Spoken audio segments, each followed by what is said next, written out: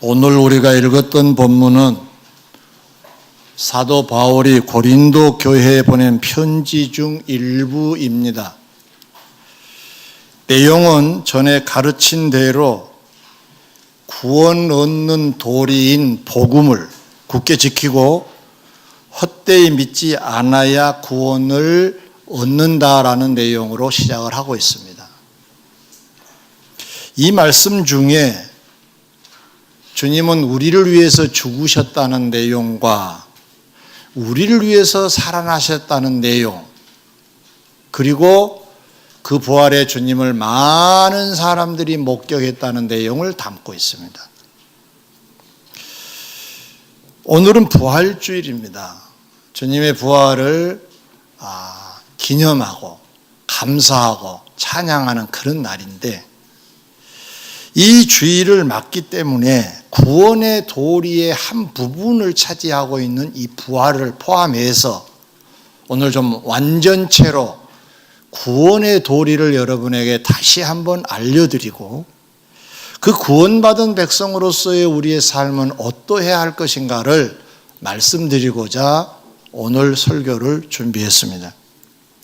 자, 그러면 구원의 도리인 복음을 지금부터 소개해 드립니다. 복음은 둘로 구성이 되어 있습니다. 하나는 예수님이 우리를 위하여 죽으셨다라는 내용과, 두 번째 내용은 우리를 위하여 부활하셨다라는 내용입니다. 요약하면 주님의 죽으심과 주님의 부활, 이 두 가지 사건이 합쳐진 게 복음입니다. 다른 내용도 복된 소식이기도 하겠지만 성경에서 복음 그럴 때는 주님의 죽으심과 부활을 빼면 안 되는 주제입니다. 자, 그래서 하나 둘 오늘 나눠서 설명을 드리겠습니다. 첫 번째로 구원의 도리의 1호라고 할 수 있는 복음은 무엇이냐? 우리를 위한 주님의 죽으심입니다. 이 죽으신 주님을 믿을 때 구원이 우리에게 온다라는 내용입니다. 다시 말하면 이 믿음이 있어야 구원받는 백성이 된다는 거예요. 로마서 4장 25절에 예수는 우리가 범죄한 것 때문에 내줌이 되고 라고 했습니다. 우리의 죄 때문에 예수님이 십자가에 돌아가시게 됐다, 그 설명을 그렇게 하고 있는 겁니다. 로마서 11장 11절에 보면 성경에 이르되 누구든지 그를 믿는 자는 부끄러움을 당하지 아니하리라고 하셨어요. 예수님을 믿는 사람들은 부끄러움을 당하지 않는다. 그러면 앞에 말씀과 뒤에 말씀을 묶어서 정리하면 이렇게 되겠습니다. 주님께서 우리 죄를 위하여 죽으신 것을 믿는 자는 부끄러움을 당하지 않는다, 구원받는다, 그런 의미입니다. 그런데 저나 여러분 늘 믿습니다라는 고백을 하고 삽니다. 그런데 어느 날 조용히 생각해 보면 내가 진짜로 믿는 자인가? 이렇게 반문이 될 때도 없지 않아 있습니다. 조금 혼란스럽기도 할 때도 있습니다. 잘 나갈 때는 저기 천당 아랫목에 갈 것 같은데, 좀 삐딱할 때는 저 다른 곳에 갈 것 같기도 하고 헷갈릴 때가 있습니다. 여러분은 어떻습니까? 구원이 혹시 의심된 적은 없으신가요? 그래도 다행스럽게도 데살로니가전서 1장 3절에 보면 사도 바울이 이 믿음을 확인하는 그 길을 하나 안내해 주었는데, 그게 뭐냐면 믿음이 보인다는 거예요.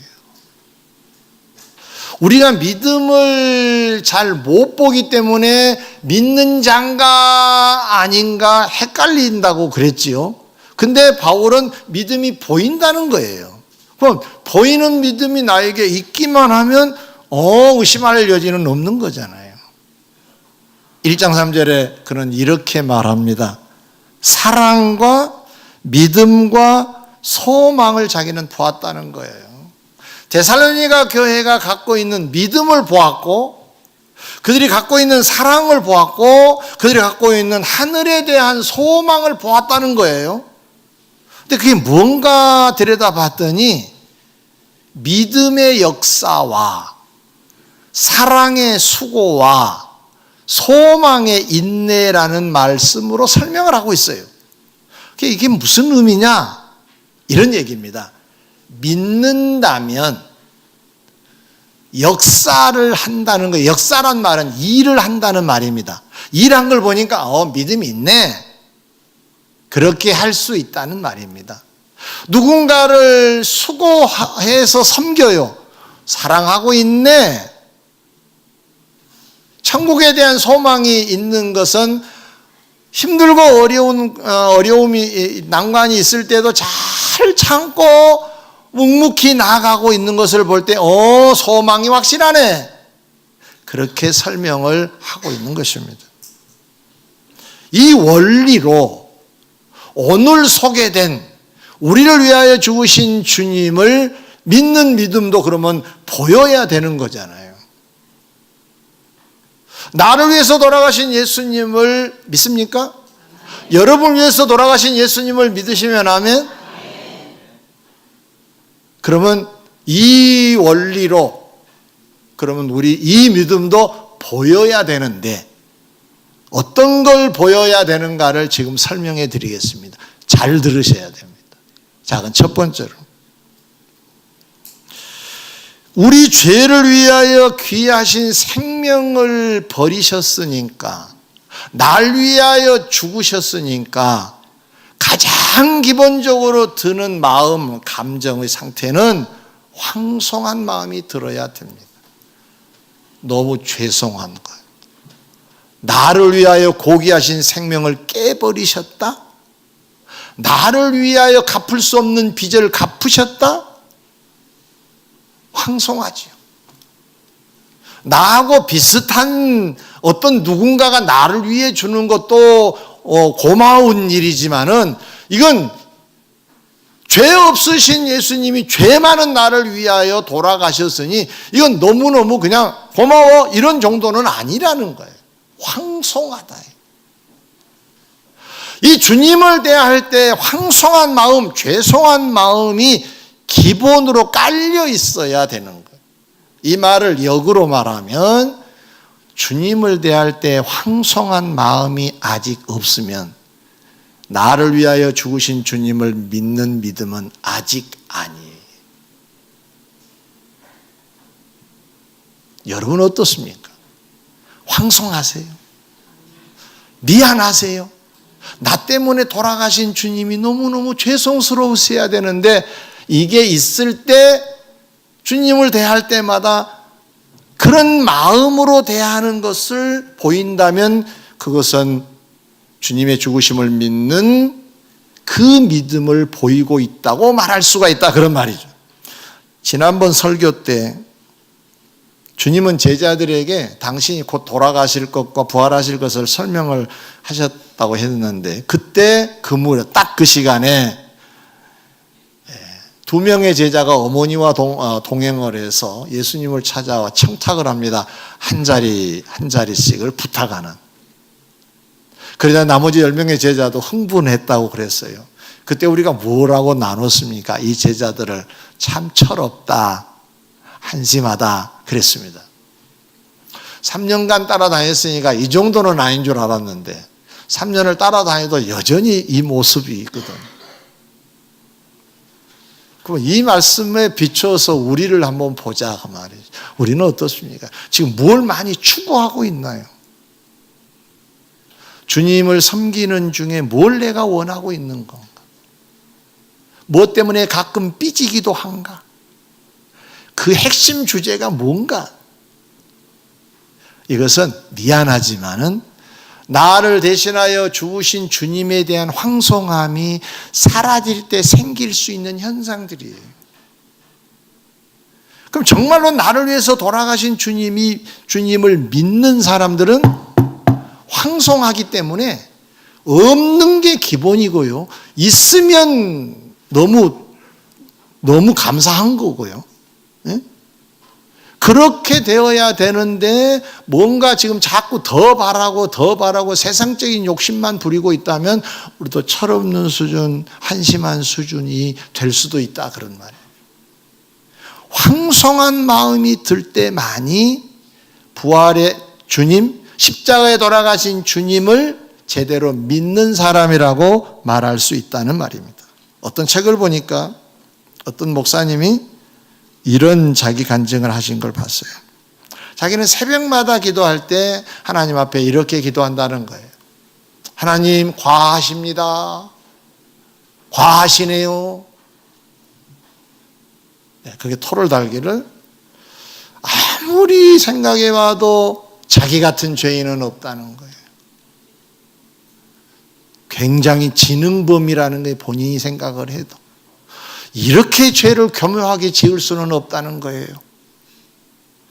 그런데 주님은 한없이 은혜를 베풀어 주신 것이 깨달아지니까 주님 과하십니다. 나 그런 대상이 못 됩니다. 아니 됩니다. 아니 됩니다.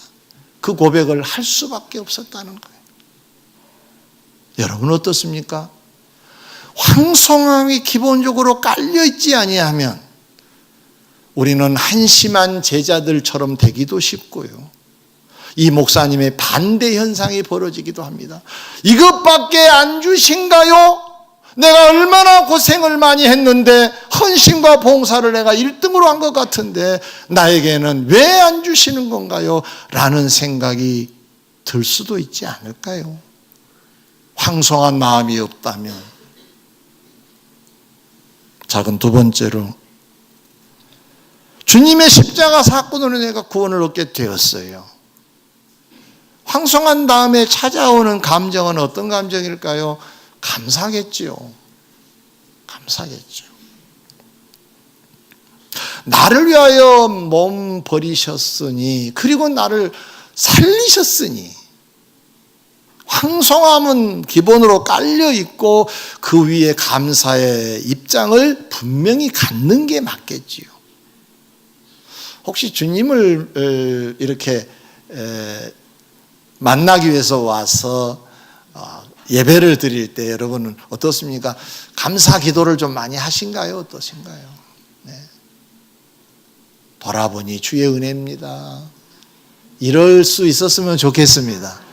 네. 사실은 우리가 주님께 무슨 은혜를 내가 주님께 먼저 내가 은혜를 베푼 건 없어요. 주님이 나에게 먼저, 성경에 그랬잖아요. 우리가 죄인 되었을 때에 먼저 주님이 그 수고하셨다 그랬잖아요. 그럼 감사한 일이죠. 따라하겠습니다. 감사합니다. 네. 감사는 겸손을 가져오고 감사는 또 다른 헌신의 시작을 가져옵니다. 그러니까 감사가 중요해요. 그냥 그 사람이 감사하고 있다. 불평 원망하지 않냐고 감사를 하고 있다. 그러면은 나를 위하여 돌아가신 주님을 믿고 있구나 하는 말과 같다는 뜻이에요. 감사는 나를 위해 돌아가신 주님을 믿습니다의 그 믿음을 보이고 있다 그런 뜻입니다. 누가복음 17장에 보면 10명의 나병 환자가 등장을 해요. 예수님을 만납니다. 그래서 고침을 받아요. 그래서 이제 제사장에게 몸을 보이러 갑니다. 물론 가다가 몸이 고쳐진 걸 확인한 겁니다. 근데 그 중에 한 명이 돌아와서 감사를 해요. 전 성경에는 살해를 했다 그랬어요. 지금 성경은 감사했다라고 소개하고 있습니다. 같은 말이에요. 그런데 주님이 하신 말씀이 놀랍습니다. 그 9은 어디 있느냐? 내가 다 고쳐줬는데 그렇게 말씀하신 후에 돌아와서 인사를 한, 살해를 한, 감사를 한 그 사람에게 내 믿음이 너를 구원하였다라고 얘기합니다. 뭐가? 근데 그 사람은 뭘 했다고요? 그러면은 감사는 믿음의 표현이겠죠. 그러니까 감사합니다라고 하고 있다면 그 사람이 믿음을 보이고 있다는 뜻입니다. 감사하시면 아멘? 아멘? 정리해 볼까요? 주님이 우리를 위해서 돌아가신 걸 믿으시면 아멘. 믿는 줄 알아요. 그런데 이제는 그 믿음이 보여지는 단계에 들어가야 되는데 그것은 기본이 황송함, 다음 단계는 감사함. 이게 있으면 믿는 사람이구나, 그렇게 말할 수 있다는 거고, 그렇게 살고 있으면 구원의 확신을 가지고, 내세의 확신을 가지고 사셔도 좋을 줄 믿습니다. 크게 두 번째로, 구원의 도리 제2호, 복음의 또 다른 한쪽, 나를 위하여 부활하신 주님을 믿는 믿음입니다. 우리를 위해 살아나신 주님을 믿는 이 믿음이 복음을 완성시킵니다. 복음은 둘로 나눠져 있다 그랬어요. 하나는 죽으심과 살아나심이에요. 어느 한쪽만 믿어도 소용이 없어요. 내가 만약에 나를 위하여 돌아가신 예수님을 믿어요. 믿습니다. 과거는 청산이 됩니다. 액면 그대로 인정을 한다면 과거는 청산이 되지만 미래는 약속받을 수 없습니다. 그럼 미래는 무엇으로 약속받느냐? 예수님의 죽으심으로 미래를 약속받은 게 아니에요. 부활의 주님을 믿을 때 약속을 받는 거예요. 믿으시면 아멘. 그래서 바울은 이걸 애써 강조합니다. 죽으심과 부활은 복음이라고. 이 복음을 믿어야 구원받는다고 했지, 한쪽 믿어서 구원받는다는 말을 하고 있지 않아요. 여러분의 미래가 복되시기를 소망합니다. 하나님 앞에 당당하게 서시기를 소망합니다. 그러면 부활의 주님을 믿어야 된다는 거예요. 로마 4장 25절 하반절, 우리를 의롭다 하시기 위하여 살아나셨느니라 그랬어요. 뭐 하려고? 의롭다고 해주시려고. 뭐 해주시려고? 뭐 해주시려고? 눈 크게 뜨시고, 뭐 해주시려고? 고린도전서 15장 13절, 만일 죽은 자의 부활이 없으면 그리스도도 다시 살아나지 못하셨으리라. 이 말씀은 무슨 말씀이냐? 예수님의 살아나신 것은 하나의 우리에게 보내는 약속의 사인이라는 거예요. 예수님이 역사 속에서 돌아가신 거 알지? 팩트야. 부활하신 거 맞아. 그건 나 알아. 역사 속에 그분이 살아나셨다고 하더만 이것 갖고는 우리의 구원은 없습니다. 나를 위하여 죽으시고 나를 위하여 살아나신 예수님을 믿을 때 구원이 완성이 되는 거예요. 할렐루야. 곧 주님의 부활 속에는 나의 부활을 약속하고 있다는 뜻이에요. 이 부활의 주님을 믿는다는 얘기는 나의 부활도 같이 믿는다는 얘기예요. 아멘. 정리하면 우리의 부활을 위하여 주님께서 첫 열매로 부활하셨다는 사실을 믿는 자는 구원을 받는다는 것인데, 아까 말씀드린 대로 믿음은 뭐 해야 된다? 보여야 된다고 그랬죠. 그러면 이 믿음도 보여야 되는 건데, 그럼 보여지는 믿음이 어떤 것일까? 오늘 58절을 읽었어요. 여기에 보면 고린도전서 15장은 원래 부활로 설명된 부활장이라 그래요. 부활을 쭉 설명해 나가다가 58절에 그러므로라고 결론을 내고 있어요. 부활을 믿는 사람들은 그런 뜻이에요. 두 가지가 보여져야 된다는 거예요.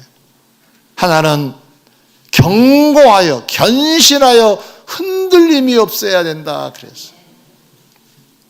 그럼 작은 첫 번째로 주님의 부활이 우리의 부활을 약속한 사건인데 이 사건 때문에 결국 우리는 견고한 신앙생활을 하여야 된다 그런 말이에요. 이 견고한 신앙생활을 하고 있는 사람은 부활의 주님을 믿는 사람이구나 그렇게 인정할 수 있다는 말씀이에요. 초대교회 시절에 바울의 동역자요 친구인 데마란 자가 있었습니다. 많이 나오지는 않지만 여러 군데 나온 것은 맞습니다. 골로새서에도 데마가 나오고요. 빌레몬서에도 등장을 합니다. 왜 이렇게 이 아시아 지역, 지금 특히 남부 쪽 이 지역에서 데마가 유명하게 되었느냐? 유명한 인물입니다. 유명한 인사예요. 바울 못지않게 유명한 사람. 근데 왜 이렇게 유명했느냐? 바울과 함께 일한 동역자예요. 그런 데다가 바울의 친구였어요. 같이 다니면서 복음을 전하는데 바울이 다니면서 혼자 어려울 때는 데마에게 시키기도 하고 뭐 디모데에게 시키기도 하고 성경에 자주 그런 장면이 나와요.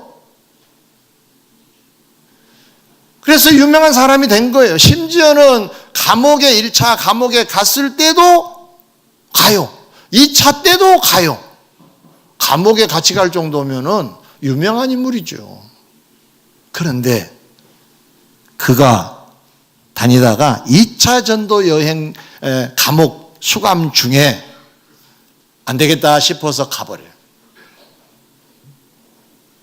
이 대목을 바울은 이렇게 소개를 합니다. 세상을 사랑하여 나를 버리고 갔다라고. 뭘 사랑해서? 세상을 사랑해서 나를 버리고 갔다. 누가?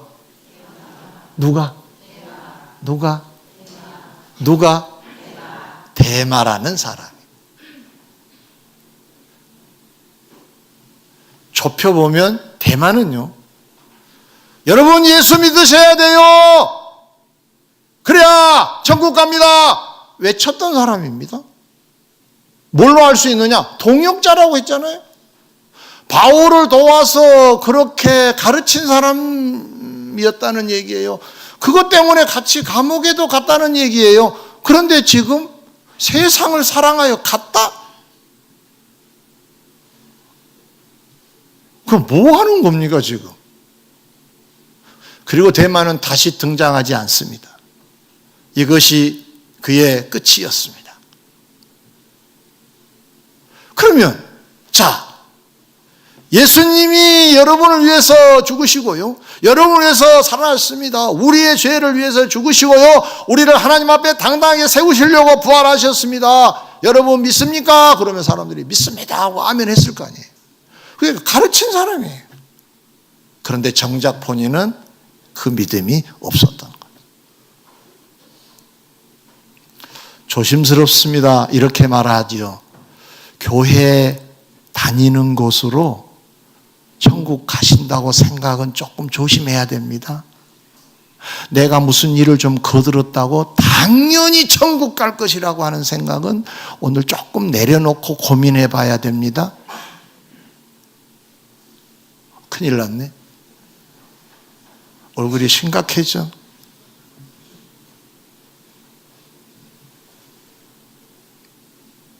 그러면 보여야 되는데 어떻게 보여야 되느냐?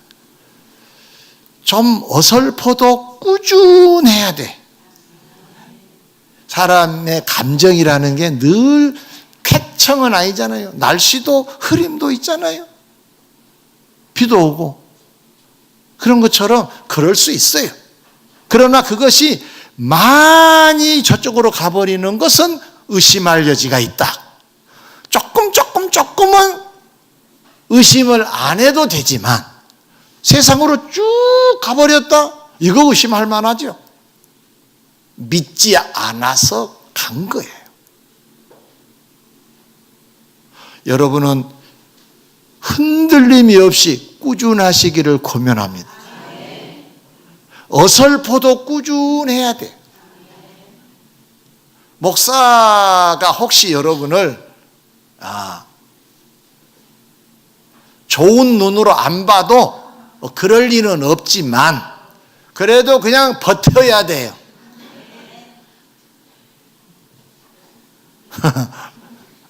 누가 전에 날 보고 그러더라고요. 목사님, 저는요, 목사님이 나가라 그래도 저는 안 가요. 그러더라고요. 그런데 다음에 한번 물어봤어요. 근데 그 말을 후회해요. 그러더라고. 그러나 말했기 때문에 이제는 안 가요. 그러시더라고. 뭐 재미나게 하려고 그랬겠죠. 근데 나는 그 진심을 믿어요. 여러분, 그 신앙이 중요한 신앙입니다. 할렐루야. 십자가 붙잡고 튼튼히 앞으로 조금씩이라도 절대로 뒤돌아보거나 세상으로 향하지 말고 대만은 그것이 끝이었어요. 대만을 머릿속에 그리고 사셔야 돼. 그분은 그랬구나. 큰일이지 뭐. 그럼 어렸을 때부터 교회 다니셨나요? 너무 믿지 마세요. 그거 믿으셔야 된다니까요. 부활의 주님을 믿으셔야 돼요.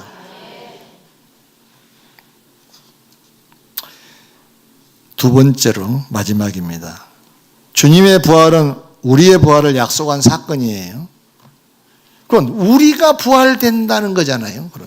그렇죠? 자, 그러면 주님이 부활하셨어요. 그럼 내가 부활해요. 그럼 만나요. 어디서 만날 거 아니에요? 저 세상에, 천국에서. 자, 그 생각을 하면 어떤 자로 살고 있게 되느냐, 자연스럽게. 만날 것이니까 내가 준비하는 자가 되겠죠. 준비하는 자. 예를 들겠습니다. 주님이 친히 하셨던 비유인데요. 누가복음 19장에 보면 문화 비유가 나와요. 유명한 비유인데 이건 재림에 대한 비유예요. 잘 들어보세요. 여러 명의 종들에게 주인이 돈을 맡겨요. 똑같이 한 문화씩. 이걸 가지고 장사를 하라 그래요. 장사. 맡겨요. 나는 왕이 되어서 돌아오겠다 하는 거예요. 왕위를 받아가지고 오겠다. 앞으로 내가 왕이 된다. 그 말이에요.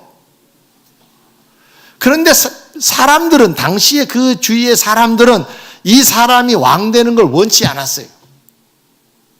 자, 이런 상황에서 주인은 멀리 떠났어요. 오래 걸려요. 바로 오지 않았어요. 근데 돌아와요. 아무튼 돌아와서 종들을 다 불러서 계산을 해요. 어떻게 했느냐?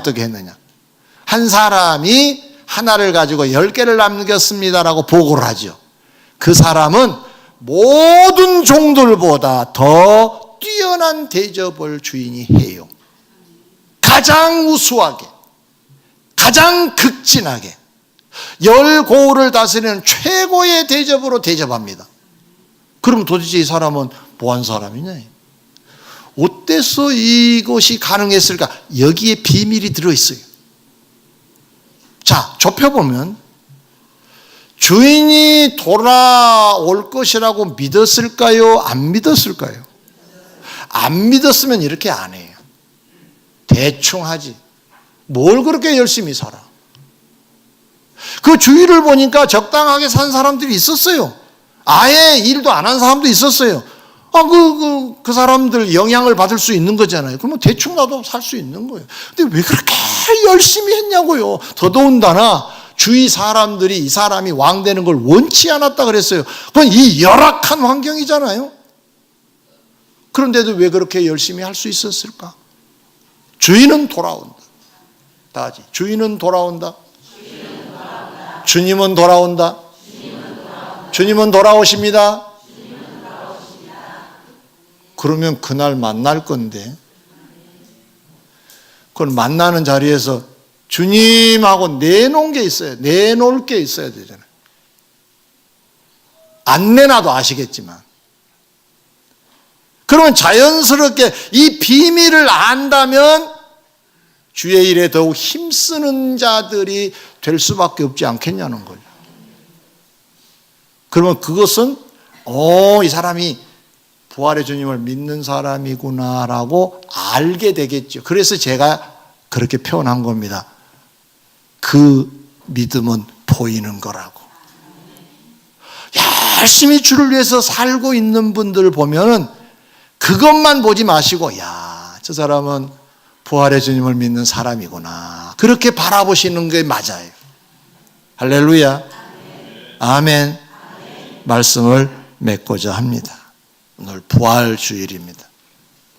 사망 권세를 이기시고 부활하셨습니다. 우리의 부활을 약속한 사건인 줄 믿습니다. 여러분, 옆 사람에게 이런 인사 한번 해보실래요? 그리고 얼굴을 자세히 보세요. 그리고 매우 어색하고 쑥스러워하면 그 사람을 위해서 많이 기도해 줘야 됩니다. 왜냐하면 이 믿음이 확고하지 않아서 쑥스러워한 거예요. 당신도 부활된답니다. 인사해 보세요. 당신도 부활.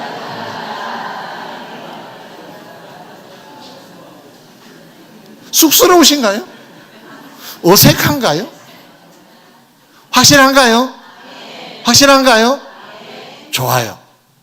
그러면 오늘부터라도 주의 일에 더욱 힘쓰는 여러분 되셔서 부활의 주님을 믿는 믿음을 딱 보여 구원의 확신 속에 소망을 가지고 사시기를 주의 이름으로 축원합니다. 기도하겠습니다.